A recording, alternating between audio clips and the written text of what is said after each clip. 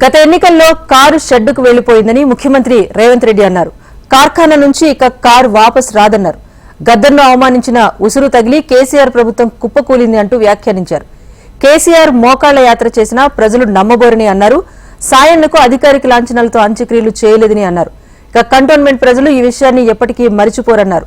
Cantonment ప్రాంతాన్ని జీహెచ్ఎంసీలో కలిపితేనే ఇక్కడి సమస్యలు పరిష్కారం అవుతాయని రేవంత్ అభిప్రాయపడ్డారు. రిజర్వేషన్లు రద్దు చేయాలని బీజేపీ కుట్ర చేస్తోంది అంటూ రేవంత్ రెడ్డి ఆరోపించారు. కంటోన్మెంట్ లో CM Revanth Reddy corner meeting లో మాట్లాడారు.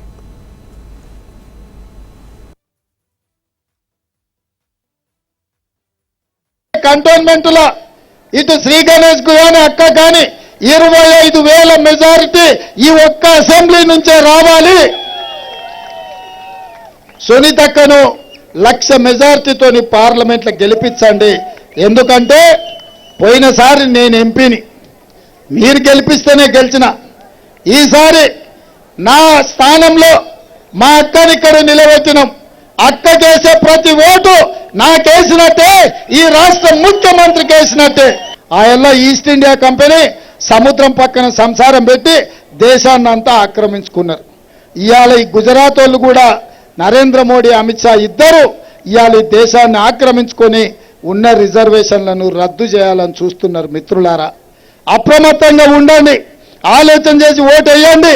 ఇవాళ కాంగ్రెస్ కండగా నిలబడితే ఎస్సీ ఎస్టీ రిజర్వేషన్లతో పాటు ఓబీసీలకు రిజర్వేషన్లు కల్పించి వాళ్ళ హక్కు ప్రకారం వాళ్ళకు నిధులు ఇచ్చి ఈ దేశంలో అభివృద్ధిలో మిమ్మల్ని భాగస్వామ్యం చేసే బాధ్యత కాంగ్రెస్ పార్టీ తీసుకుంటుంది. మైనార్టీలకు ఇచ్చిన రిజర్వేషన్లు 4% కాంగ్రెస్ పార్టీ ఇచ్చింది. ఆ రిజర్వేషన్లను కాపాడే బాధ్యత కాంగ్రెస్ తీసుకుంటుంది. కంటోన్మెంట్ లో ఇటు శ్రీ గణేష్ కు గాని అక్క గాని 25,000